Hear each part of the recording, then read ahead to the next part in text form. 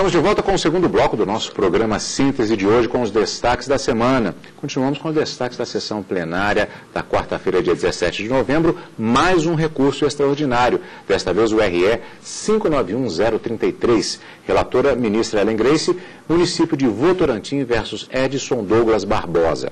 Um recurso extraordinário contra a sentença da primeira vara da comarca de Votorantim, em São Paulo, que manteve, por sua vez, a extinção do processo sem julgamento do mérito pela alegação de ausência de interesse de agir do município, com a justificativa do pequeno valor da execução fiscal.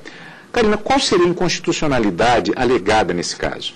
A inconstitucionalidade veio justamente alegando uma violação ao artigo 5º, inciso 35 da Constituição, que é o artigo que garante o direito ao acesso à justiça. Segundo esse artigo, inciso 35 da Constituição, artigo 5º, perdão, nenhuma lei pode excluir da apreciação do Poder Judiciário lesão ou ameaça a direito. E o que nós temos no caso? Uma lei do Estado de São Paulo legislou no sentido de se poder abrir mão de uma execução fiscal, o município poder abrir mão de uma execução fiscal sobre um tributo que não era da competência dele, do Estado, mas sim do município.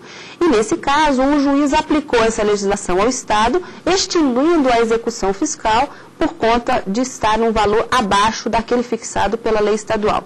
Para a ministra Ellen Grace, relatora do caso, haveria uma violação desse acesso, desse princípio, dessa garantia constitucional de acesso à justiça, na medida em que somente o município que pode arrecadar aquele determinado tributo tem competência para legislar sobre ele. Então, no caso aqui, Carlos, versava sobre a cobrança do IPTU.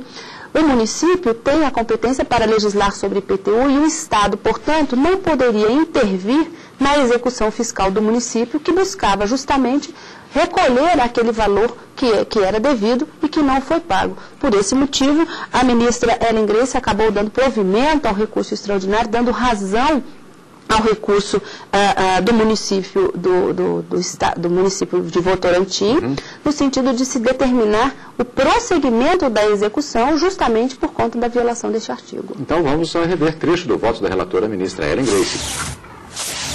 Ao concluir pela falta de interesse processual, o magistrado confundiu-o certamente com o resultado econômico da ação. O interesse processual é identificado pela necessidade da tutela jurisdicional para obter o reconhecimento ou satisfação do direito. Verifica-se interesse processual mediante análise do binômio necessidade-adequação. O interesse tratado como condição da ação está ligado à ideia de que a parte só pode exercer o seu direito mediante intervenção judicial, ou seja, de que a via judicial seja meio necessário para a tutela do direito. E quanto a isso, como visto, não há qualquer dúvida, porquanto é vedado ao município fazer uso por conta própria de qualquer meio constritivo. Desse modo, ainda que não se possa vislumbrar na decisão do magistrado violação ao postulado da separação dos poderes, porquanto a análise das condições da ação é, sim, uma competência do magistrado, certo é que a decisão de extinção violou a garantia de acesso à justiça.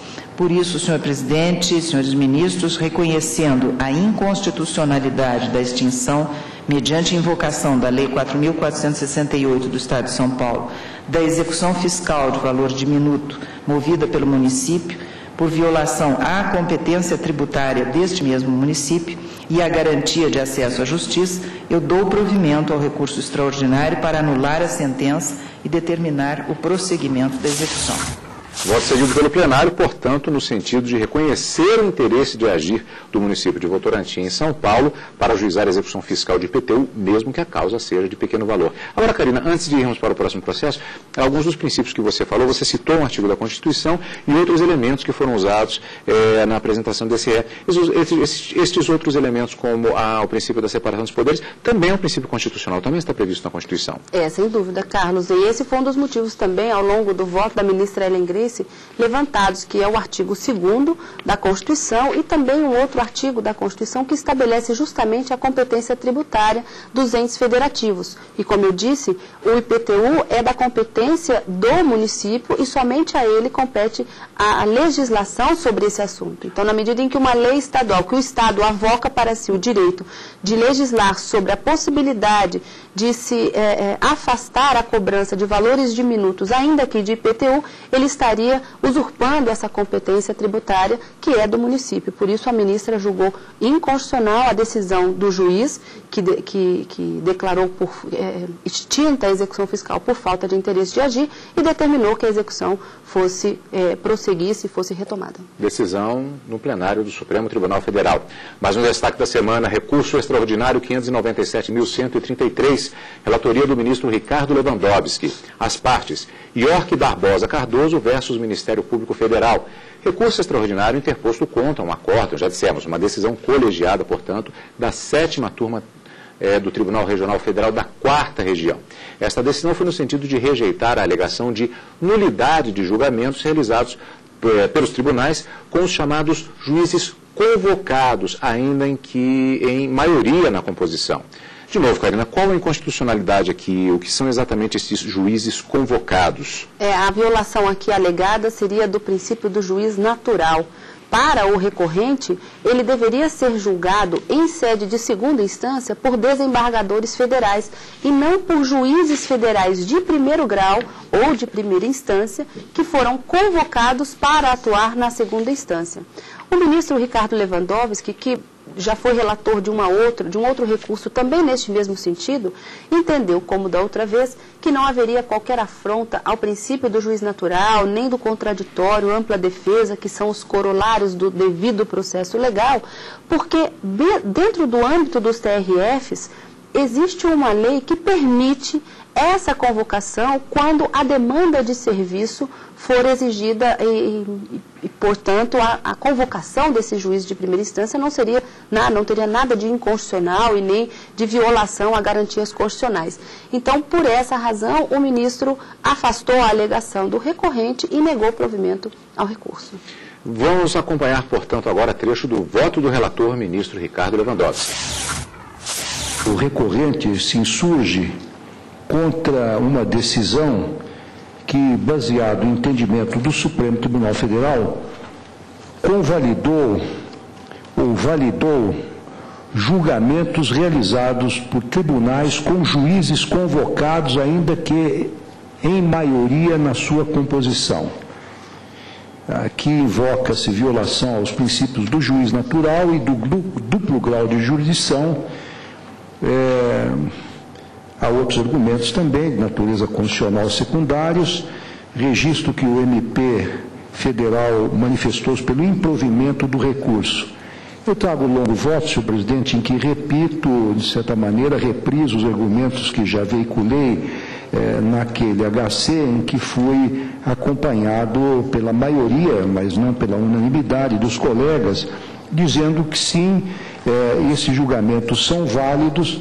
Aqui, no caso, trata-se de uma corte federal, é a 7ª turma do Tribunal Regional Federal.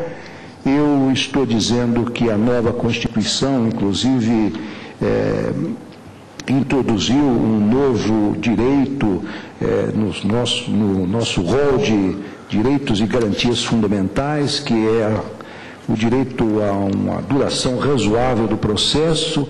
Noticio que, no caso específico dos tribunais federais, existe uma lei que permite esta convocação em caráter excepcional, quando o acúmulo de serviço exigir, permite a convocação de juízes federais ou juízes federais substitutos.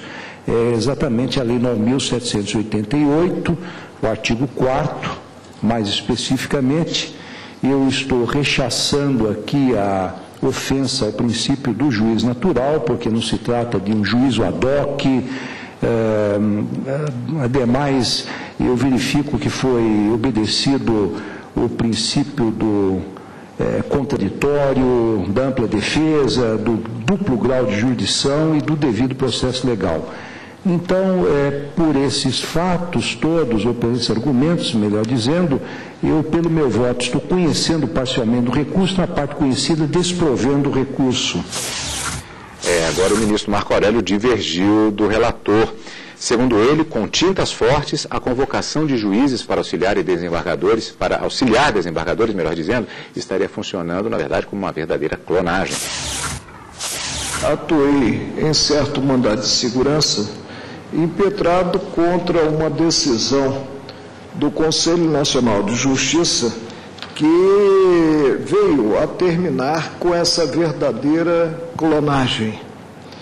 O que ocorria, inclusive, no Tribunal Regional Federal da Primeira Região, havia a convocação de juízes de primeira instância em número igual ao dos integrantes do tribunal. E aí se tinha essa situação excepcionalíssima de uma turma em relação a determinados processos atuar com a composição realmente prevista na Constituição Federal e na ordem jurídica, portanto, e essa mesma turma, quanto a outros processos, atuar apenas com os juízes convocados. Só concebo, presidente, sob pena de ter-se a transgressão a esse princípio medular, que é o princípio do juiz natural, convocação em substituição. Não concebo aí, como vinha ocorrendo e foi glosado, reafirmo, processo da relatoria, inclusive do ministro Celso de Mello, foi glosado, inclusive pelo Conselho Nacional de Justiça, essa situação realmente é residual, né? A sobreposição. Ou seja, se o tribunal está composto por 40 integrantes, ter-se, além dos 40 integrantes, 40 juízes convocados para numa alternância que não está contemplada em lei, não está contemplada na Constituição, se revezarem na composição do órgão colegiado julgador. É a situação concreta e eu peço vênia ao relator para, no caso, aqui a matéria é civil, né? No caso, conhecer do recurso e o prover. Por maioria, o plenário acompanhou o voto do relator, não a divergência do ministro Marco Aurélio, nesse caso, portanto, no sentido de negar provimento ao recurso extraordinário 597.133. Mais um destaque da semana, mandado de segurança 22.693, relatoria do ministro Gilmar Mendes. Maria da Graça Dias Neves Petri versus presidente da República e um pedido contra um ato do presidente da República que demitiu a Maria da Graça Petri do cargo de funcionária do INSS por supostas práticas irregulares na concessão de aposentadorias. A requerente era servidora do INSS desde 1974 e prestava serviços na agência de Taubaté, em São Paulo. De acordo com a defesa, foi instaurado um inquérito contra ela, um inquérito administrativo disciplinar, mais exatamente, devido a irregularidades na concessão de aposentadorias, sem que os segurados contassem com o tempo de serviço necessário ou com a faixa de contribuição, o que teria acarretado aposentadorias ilegais. Mas o processo aqui no caso não se trata exatamente do mérito destas acusações. A acusada alega que houve falhas no inquérito administrativo, neste inquérito administrativo, e violação aos princípios da ampla defesa e do devido processo legal.